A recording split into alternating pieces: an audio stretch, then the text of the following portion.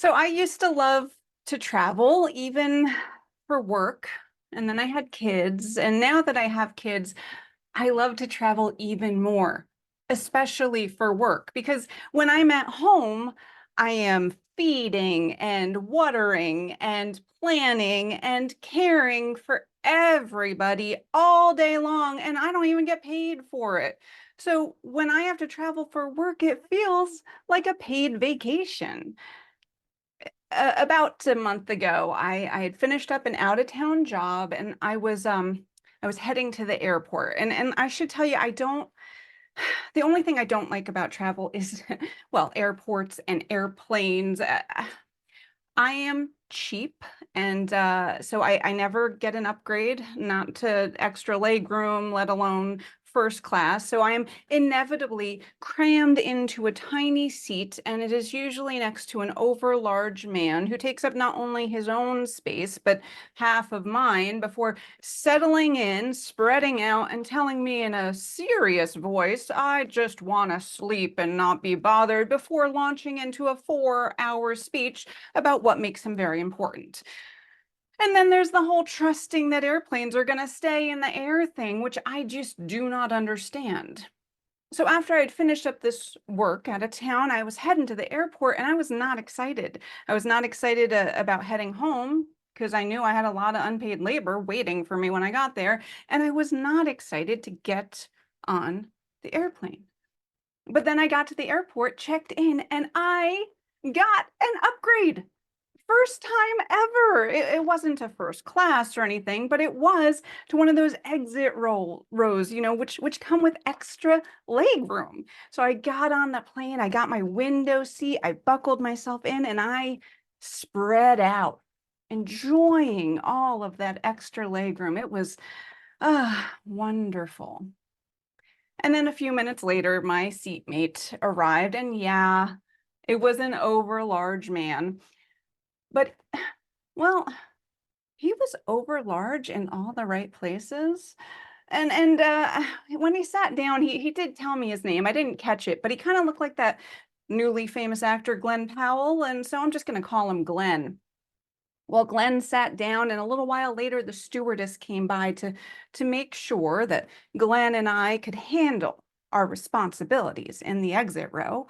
And we assured her that we could. But before she left, she noticed that Glenn hadn't gotten buckled, and she said, make sure you buckle up. And then after she walked away, Glenn leaned over, touching me with his body, and I have to admit, it kind of made my heart race a little bit. Was that sandalwood I smelled?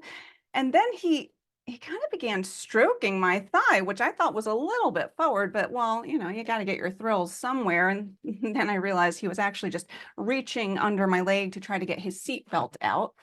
And then he tried to get himself buckled, and he was having a lot of trouble figuring out this device called a seatbelt. And I thought about maybe reaching into his lap to help him, but I thought, oh, that is probably too forward. So I let him work it out. And then once he was settled and we started going to take off, he began talking, telling me about how important he was. And he went on and on about assets and acquisitions, and cash is the new Bitcoin. And then he spread out, using up all of my extra leg room. I didn't mind so much though, because, I just kind of tuned him out and admired the view and let my mind drift to what I thought of as his more impressive assets. About an hour into the flight, I was interrupted from my reverie when I heard a pop. And I looked around thinking, this isn't right, but no one else was freaking out. Glenn was still talking. The little flight map didn't turn red. It was just showing us where we were on the map. So I started to settle in again, and then I heard another pop, followed by a whoosh, whooshing sound, and then that was followed by the emergency exit door flying off into the sky. All I could hear after that was the roar of the engines and the rush of the wind, and feel the vibrating of my seat as it tore loose.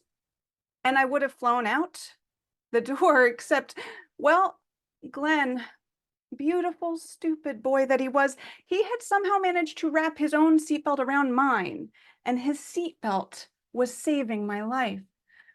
He must have realized it around the same time that I did, because then he began to try to work out how to unbuckle himself, trying to send me off into the distance.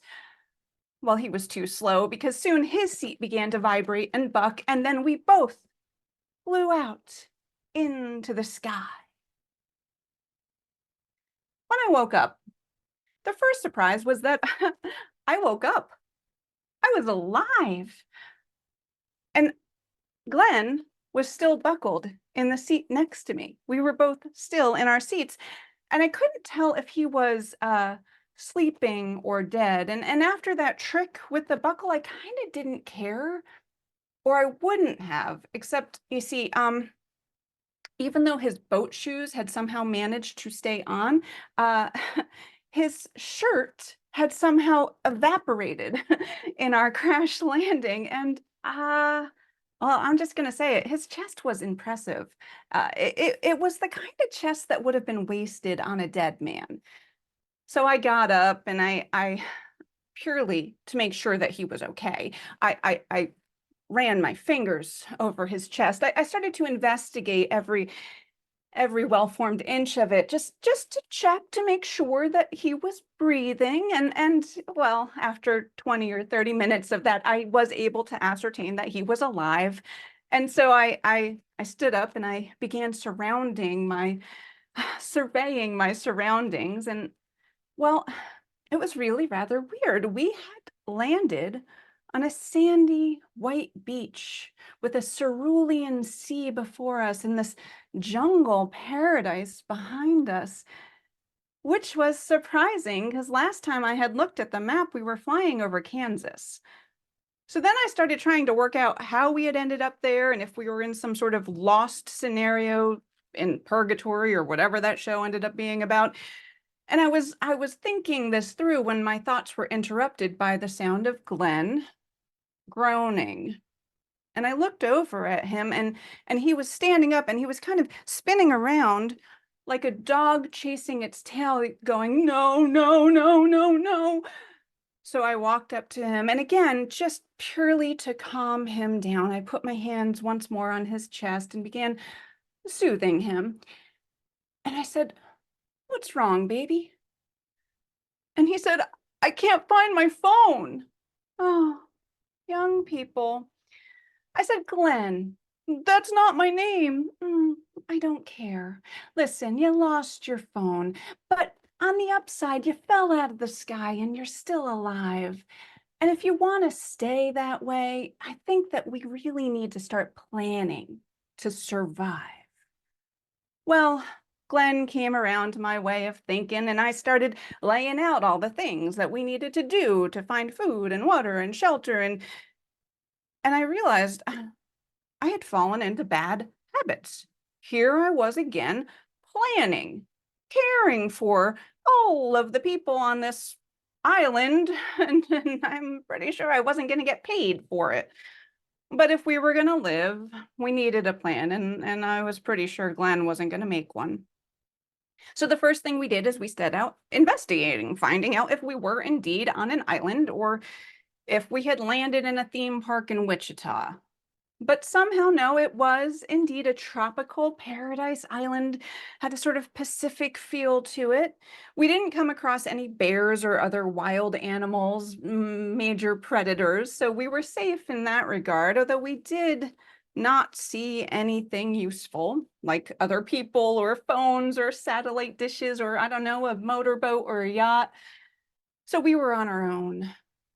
So I set Glenn and his big muscles to work. He broke up some rocks, some big rocks for us to make some makeshift machetes, and we started chopping down some palm fronds and some coconuts and some branches, and I built a lean-to, and then I made a fire, and I started Glenn on opening up those coconuts while I started cooking the fish. You can live on coconut water for several days without going hungry or thirsty. And I had made a clay pot. I had found some wet mud and put it out on a rock in the sun to dry. And so I made a fish stew with some fish that I had caught while Glenn was opening the coconuts and some of that delicious coconut water. And oh, it was a delicious meal. And then when we were done eating, we laid down together in the lean-to. I had I had told Glenn that we didn't have enough time to make two lean-tos. Don't tell him, but I totally could have fit it in my spare time.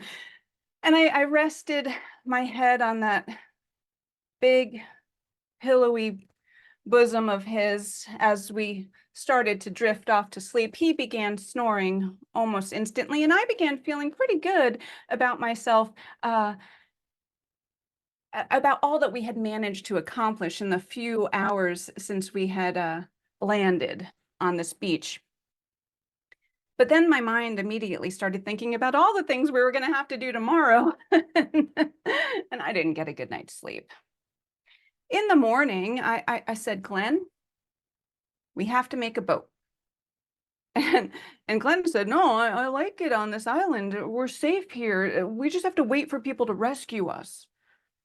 I said, Glenn, no one knows we're alive. No one knows we're here. We're not in Kansas anymore. If we're going to get rescued, we have to get off this island. And Glenn came around to my thinking, and so I set him to work once again. We chopped down some trees. I found some hemp and I braided it together into some ropes, and we tied all the logs together, and we cut up those seats, and we used the straps and the parts to make oars and rudders, and well, we used Glenn's pants for the sails. You see, Glenn had a really huge set of thighs, and there was plenty of material to make the sails. And then our multi-deck seaworthy craft was ready, and the sun hadn't even set yet, but I thought it would be best to wait until the next day before we set sail. So I once again made a fire, and we caught some fresh fish. I had in my spare time made a fry pan. So tonight it was a coconut fried fish for dinner, and it was once again delicious. And then we once more snuggled up in that one lean-to together, and I could tell that Glenn was feeling close to me. He decided to start opening up to me and tell me about his childhood as we were trying to drift off to sleep. But I took my hand off of his chest and just pressed my finger to his full lips and said, shh, don't ruin this for me. And then we drifted off to sleep together. In the morning, we set sail into the ocean, and Glenn was a little bit nervous still. He was afraid we were going to drown or get eaten by sharks or something. And so I distracted him by asking him questions about his portfolio.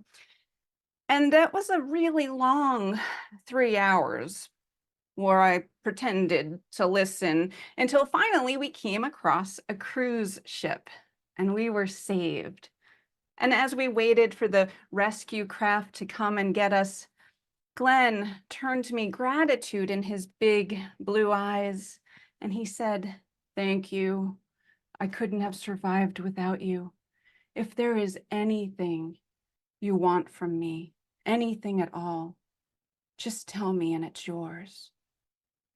And I looked at Glenn, shirtless, pantless, somehow still wearing those boat shoes, perfectly tan and glistening in the sun. And I knew there was something I wanted from him. There was something I wanted bad, and I knew I could have it. I put my hands on that chest of his, that impressive chest, and I leaned in close and said into his ear those three magic words.